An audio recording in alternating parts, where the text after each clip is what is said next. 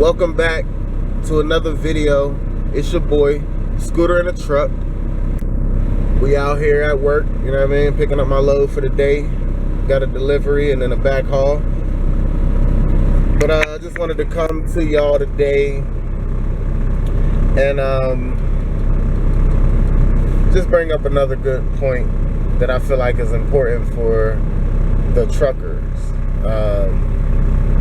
Not the experienced truckers, but the guys that are thinking of getting into trucking. The people that are considering a life of driving a semi, becoming a trucker. Before you go to school,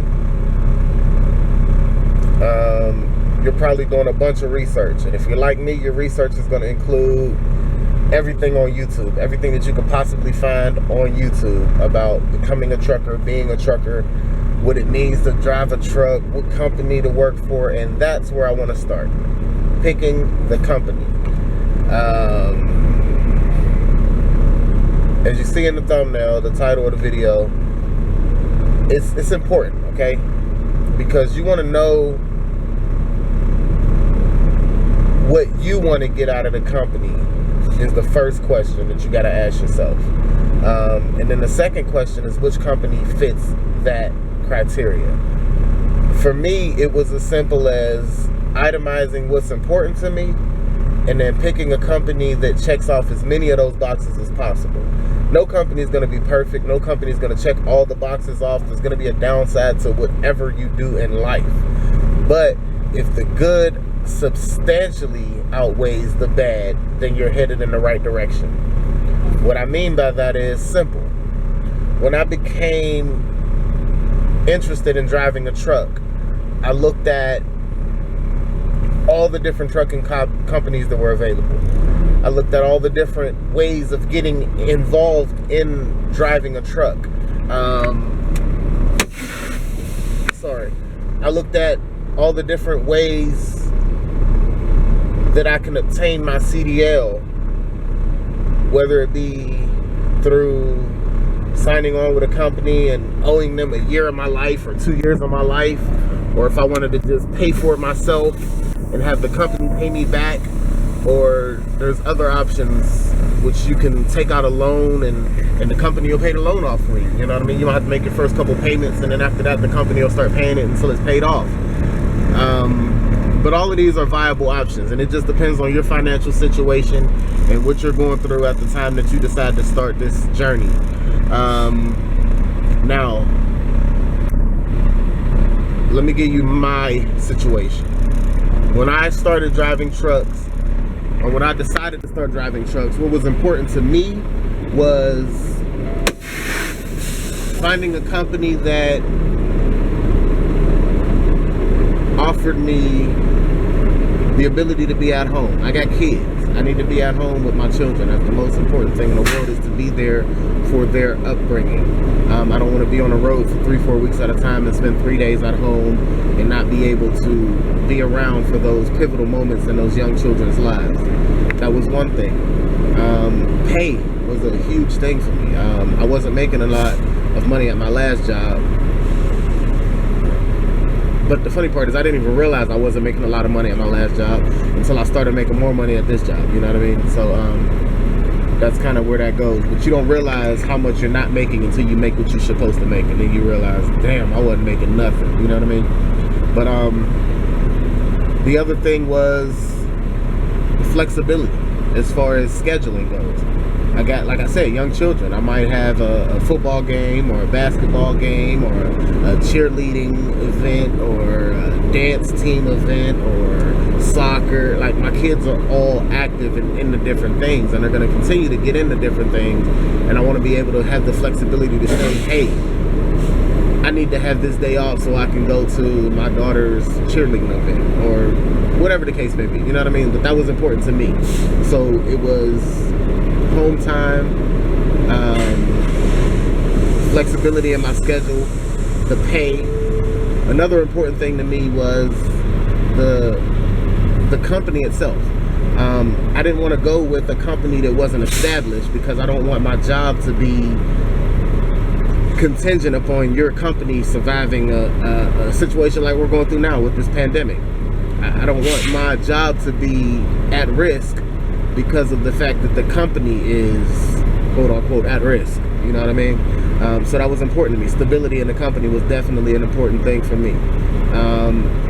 Also, it was a lot of other things, like the smaller things. Those were the major things, but the smaller things that were important were like, how new is the equipment that this company has? Is it slip seating? Is it a situation where if something goes wrong with the truck, they're gonna fix it? As well as fix it in a timely manner to where I can get back to making money. Or while my truck is getting fixed, is the company big enough to be able to put me in another truck while my truck is getting fixed? And all of these things are important, you know what I mean? But you just gotta itemize it all and figure out what exactly is important to you, and then pursue a company. Do your research, find out which company checks off which boxes, and whichever one goes and checks off the most boxes that are important to you, especially the vital ones, like those main ones that are really, really important. You want to make sure you get a company that checks off majority, if not all, of those boxes, and then you go from there. Now, when I decided to sign on to the company I'm with, which is Werner, when I decided to sign on to Werner, there was a lot of negative feedback all over the internet about Werner, okay?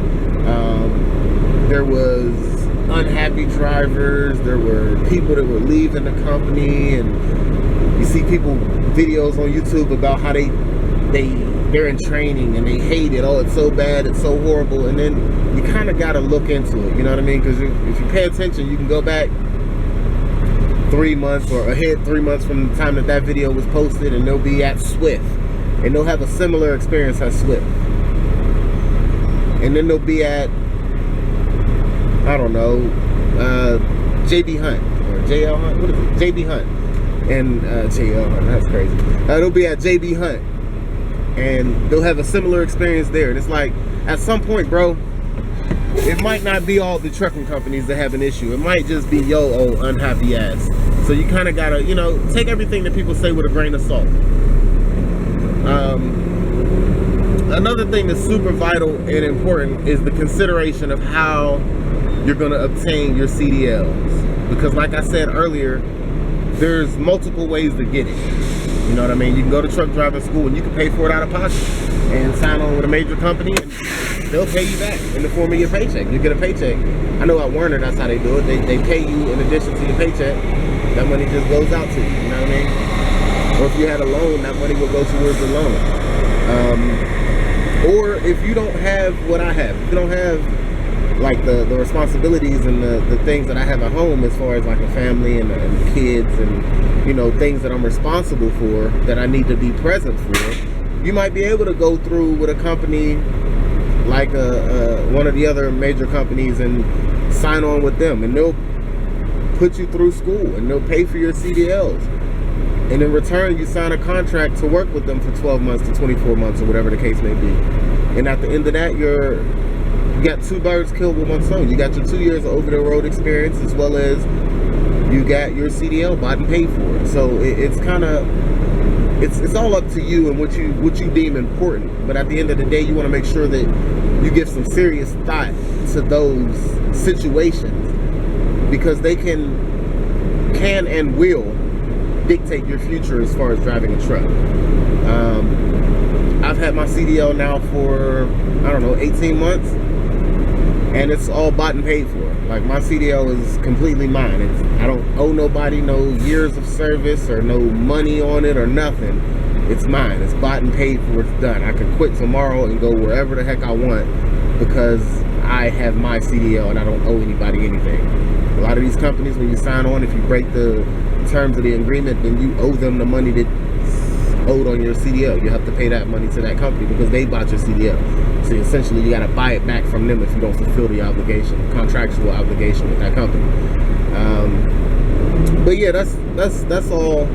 You know, there's a lot of other things that go in with that. However, just make sure that you do the right amount of research, and not just watch a couple YouTube videos either. I mean, if you get a chance, something that was beneficial to me, why I ended up going to Werner, because I heard nothing but horror stories. But I actually got a chance to go out to a pilot here in Columbus, and I spoke to a couple different drivers. Sorry, this guy's loud ass truck is riding past making all that noise. Get your ass out the way. No, I'm joking. But yeah, I actually got a chance to go out and talk to a couple truck drivers that worked for Werner, and they were able to tell me, you know, their experience, good, bad, and indifferent. Excuse me. But with that, I mean, that type of research is what I mean. Look online, watch your YouTube videos, look at the different threads and the different, you know, whatever they are on the internet, you know, do your research. But also get out here and talk to a couple truck drivers. Trust me, truck drivers want to speak to you, bro. Especially the over-the-road drivers. They bored. Shit, they sit in their truck. They ain't got nothing else to do. Most of them watching TV, doing something, trying to find something to do to pass their 10-hour or their 34-hour reset, bro. So 34 or 36. Oh, it's been so long since I had to do a reset because I'm home daily. I don't know. But they trying to pass their reset. You know what I mean? So they will have no problem. Most of them. Some of them are assholes. But most of them wouldn't have a problem with getting out the truck and talking to you about the company they work for, why they chose that company, how long they've been there, what they do, those type of conversations. But do the research, man. Do the groundwork. Trust me, it's way more beneficial to do the groundwork in advance, get the information, and base your decision on that information than it is to not do the groundwork and then be pissed off because you didn't do the groundwork. You know what I mean? It behooves you to make sure that you definitely grab those giblets, pick up everything that you can and put it together and make your puzzle the way you want it, because truck driving is a beautiful career if you get into it and do it the right way.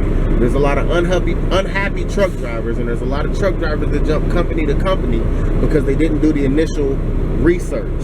They didn't do the groundwork before they jumped right into it, and they became unhappy because they didn't get what they wanted. But you didn't go out there looking for what you wanted.